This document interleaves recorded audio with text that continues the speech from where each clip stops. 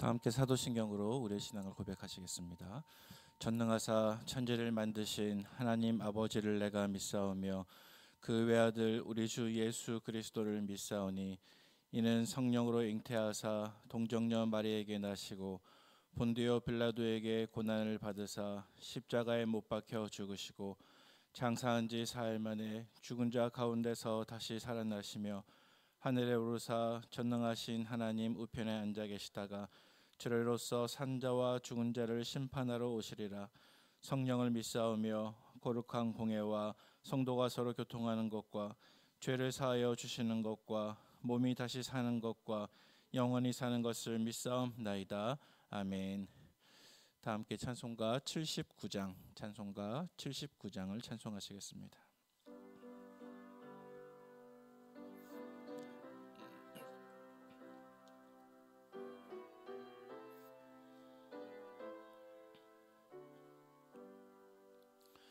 주 하나님 지으신 모든 세계 내 마음속에 그리어볼 때 하늘의 별 울려 퍼지는 뇌서 주님의 권능 우주에 찾네.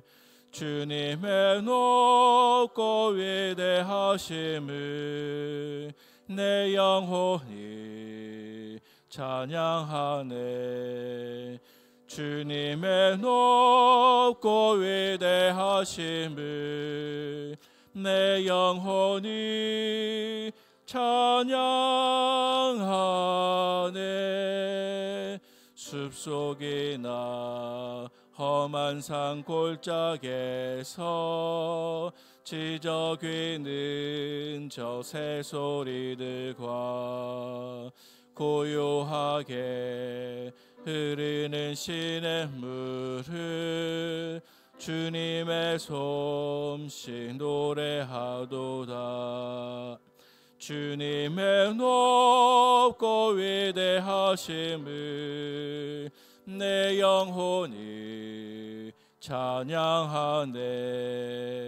주님의 높고 위대하심을 내 영혼이 찬양하네. 주 하나님 독생자 아낌없이 우리를 위해 보내주셨네. 십자가에 피 흘려 죽으신 주 내 모든 죄를 대속하셨네. 주님의 높고 위대하심을 내 영혼이 찬양하네. 주님의 높고 위대하심을 내 영혼이 찬양하네. 내 주 예수 세상에 다시 올 때 저 천국으로 날 인도하리. 나 겸손히 엎드려 경배하며 영원히 주를 찬양하리라. 주님의 높고 위대하심을 내 영혼이 찬양하네. 주님의 높고 위대하심을 내 영혼이 찬양하네.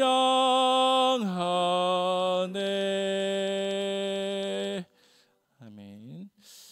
함께 보실 하나님 말씀은 욥기 21장 17절에서 34절까지 말씀입니다. 구약성경 781면쯤에 있는 욥기 21장 17절에서 마지막 34절까지 본문을 한 절씩 교독하도록 하겠습니다. 악인의 등불이 꺼짐과 재앙이 그들에게 닥침과 하나님이 진노하사 그들을 공고하게 하심이 몇 번인가. 그들이 바람 앞에 건불같이 폭풍에 날려가는 겨같이 되었도다. 하나님은 그의 죄악을 그의 자손들을 위하여 쌓아두시며 그에게 갚으실 것을 알게 하시기를 원하노라. 자기의 멸망을 자기의 눈으로 보게 하며 젖는 자의 진노를 마시게 할 것이라. 그의 달수가 다하면 자기 집에 대하여 무슨 관계가 있느냐. 그러나 하나님께서는 높은 자들을 심판하시느니 누가 능히 하나님께 지식을 가르치시겠느냐. 어떤 사람은 죽도록 기운이 충실하여 안전하며 평안하고 그의 그릇에는 젖이 가득하며 그의 골수는 윤택하고 어떤 사람은 마음의 고통을 품고 죽음으로 행복을 맛보지 못하는도다. 이 둘이 매 한 가지로 흙 속에 그 위에 구더기가 덮이는구나. 내가 너희의 생각을 알고 너희가 나를 해하려는 속셈도 아노라. 너희의 말이 귀인의 집이 어디 있으며 악인이 살던 장막이 어디 있느냐 하는구나. 너희가 길 가는 사람들에게 묻지 아니하였느냐. 그들의 증거를 알지 못하느냐. 악인은 제 나를 위하여 남겨둔 바 되었고 진노의 날을 향하여 끌려가느니라. 누가 능히 그의 면전에서 그의 길을 알려주며 누가 그의 소행을 보응하랴. 그를 무덤으로 메어가고 사람이 그 무덤을 지키리라. 그는 골짜기의 흙덩이를 달게 여기리니 많은 사람들이 그보다 앞서 갔으며 모든 사람이 그의 뒤에 줄지었느니라. 그런데도 너희는 나를 헛되이 위로하느냐. 너희 대답은 거짓일 뿐이니라. 아멘. 하나님께 나오시면서 여러분의 성도님께서 1,000번째 예물과 감사 예물을 드리셨습니다. 하나님 아버지 감사드립니다. 박종환 집사님 하나님의 돌보심으로 많이 좋아졌습니다. 내일 퇴원하여 통원 치료하시는데 모든 치료를 잘 감당할 수 있도록 하나님께서 지켜주실 줄로 믿습니다. 자녀들이 하나님의 거룩한 성도로 주님을 바라고 순종하는 믿음이 자라도록 인도하여 주옵소서. 아멘. 우리는 계속해서 욥기의 말씀을 아침마다 새벽마다 묵상을 하고 있습니다. 우리가 반복해서 바라보고 있지만 욥기 안에서 두드러진 욥의 모습은 어떤 모습일까요? 그것은 죄 없이 고난당하는 하나님의 종의 모습입니다. 사실 욥은 동방에서 가장 부유한 사람이었고 또 가장 의로운 사람이었는데 하루아침에 전 재산이 없어지고 또 하루아침에 10명의 자녀들과 자기 몸의 건강이 모두 다 없어지게 되었습니다. 그리고 욥의 이러한 사실을 안 욥의 친구들이 그를 위로하기 위해서 방문하였죠. 하지만 그들은 욥을 진정으로 위로해 준 것이 아니라 사실은 욥의 마음을 상하게 하고 욥을 공격했는데 어떻게 이야기하였습니까? 욥이 지금 고난받고 있는 이유는 그에게 죄가 있기 때문이다. 이렇게 이야기를 했습니다. 이때 욥의 친구들이 갖고 있었던 생각의 틀이 있다고 한다면 바로 이런 것입니다.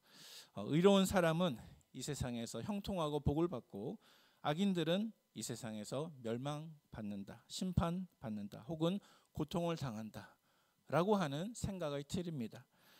그런데 지금 욥은 고난을 받고 있습니다. 따라서 욥의 친구들은 결론을 내렸습니다. 욥이 지금 고난받고 있는 이유는 그에게 악이 있기 때문이다. 그에게 죄가 있기 때문이다. 그렇지 않고서야 욥이 어떻게 이러한 고난을 당할 수가 있는가? 왜냐하면 의로운 사람에게는 이 땅에서 항상 복이 있고 또 죄인에게는 항상 심판과 고난이 따르기 때문이다. 욥의 친구들은 이렇게 생각했다는 것입니다. 이러한 욥의 친구들 때문에 욥은 계속적으로 괴로움을 당하게 되었습니다. 욥기가 우리에게 주는 중요한 메시지 중에 하나가 있다고 한다면 그것은 바로 이러한 생각의 틀을 이겨내라라고 하는 메시지입니다. 어떠한 생각입니까? 바로 의로운 사람은 이 땅에서 복을 받고 악인들은 이 땅에서 고난받는다라고 하는 이러한 생각의 틀을 이겨내라는 것입니다. 여러분 조금 이상하게 들리시죠? 의로운 사람은 형통하고 복을 받고 또 악인들은 고난당하고 고통받는다. 이것이 성경의 가르침이 아닌가요? 하고 반문할 수가 있으실 것입니다. 하지만 이것은 성경적인 생각이 아닙니다. 사실은 이러한 생각의 틀에 갇힌 신학을 우리가 번영신학이라는 말로 표현할 수가 있을 것입니다. 번영신학, 주된 논지는 무엇이냐 하면 우리가 예수를 믿으면 복이 온다라는 것입니다. 내가 예수를 믿으면 행복을 이루고 예수를 믿으면 번영을 이루고 만약 내 삶 속에 예수를 믿는데도 행복이 없고 번영이 없다고 한다면 나는 저주받은 사람이고 믿음이 깨어진 것이다. 이렇게 이야기하는 신학을 번영신학이라고 말합니다. 따라서 이러한 번영신학 속에서 예수님은 인간의 속죄뿐만이 아니라 인간의 물질적인 빈곤까지도 인간의 무병장수의 문제까지도 해결해 주시는 분이 예수님이라고 생각하는 것입니다. 하지만 사랑하는 성도 여러분, 이러한 욥의 생각 혹은 이러한 번영신학은 전혀 성경적인 생각이 아닙니다. 기독교적인 생각이 아닙니다. 따라서 우리는 이러한 생각의 틀에 갇히지 말아야 합니다. 사실은 이러한 생각의 틀이 바로 마귀적인 생각입니다. 하나님께서 마귀에게 욥의 믿음에 대해서 자랑하셨습니다. 어떻게 자랑하셨습니까? 이 세상에 욥과 같이 경건하고 의롭고 나를 경외하는 자가 없구나. 그때 마귀는 하나님께 이렇게 대답합니다. 하나님, 그것은 하나님께서 욥에게 복을 주셨기 때문이 아닙니까? 하나님께서 욥에게 주신 복을 한번 거두어 가 보십시오. 틀림없이 하나님을 배반할 것입니다.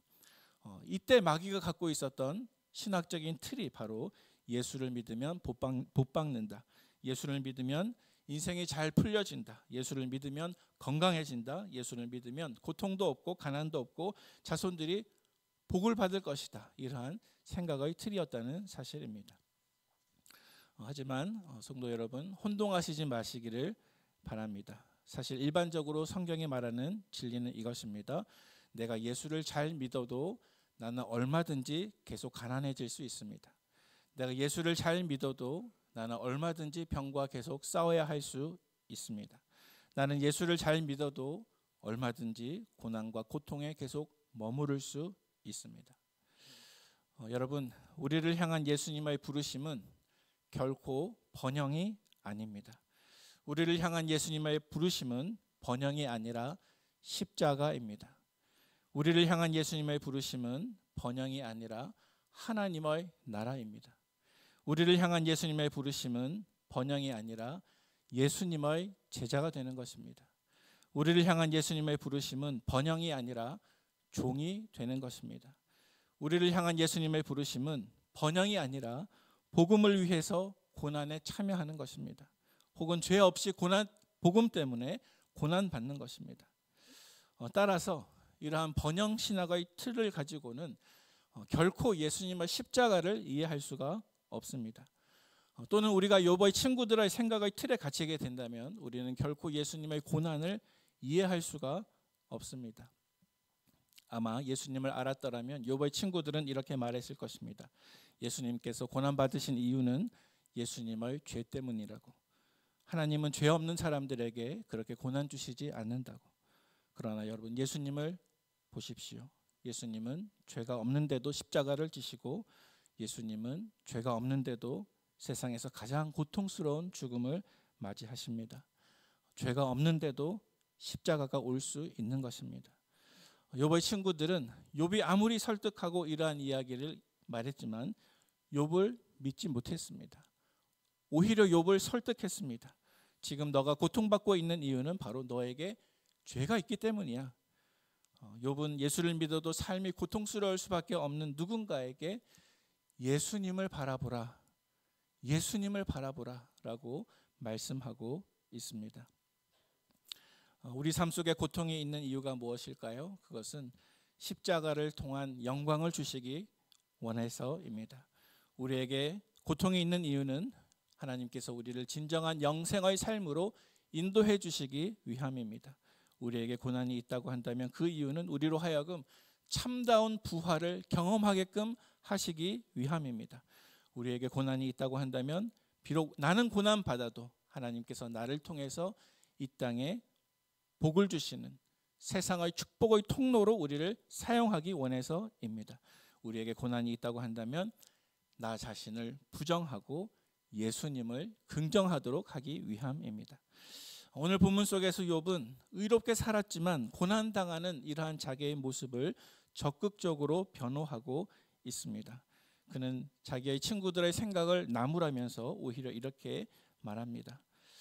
공의로우신 하나님께서 악인을 심판하시고 또 의인에게는 복을 주시는 것을 나도 잘 알고 있지만 실상 우리가 살아가고 있는 이 현실을 한번 바라봐라. 이 현실은 너희들이 말하는 것과 오히려 정반대되는 것이 아닌가 하고 욥이 오늘 본문 가운데 반문하고 있습니다. 여러분 말씀을 한번 보시기 바랍니다. 우리 17절 말씀을 한번 보시기 바랍니다. 같이 한번 읽어보겠습니다.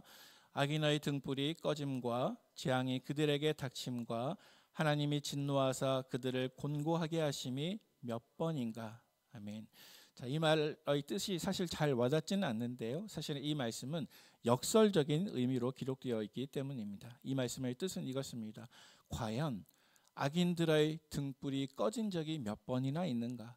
재앙이 그들에게 닥친 적이 몇 번인가? 하나님이 진노하셔서 그들에게 곤고하게 하신 적이 과연 몇 번이나 있는가? 라고 욥이 친구들에게 반문하는 것입니다. 여러분 이것은 욥이 하나님의 통치에 대해서 의심하는 것이 아닙니다.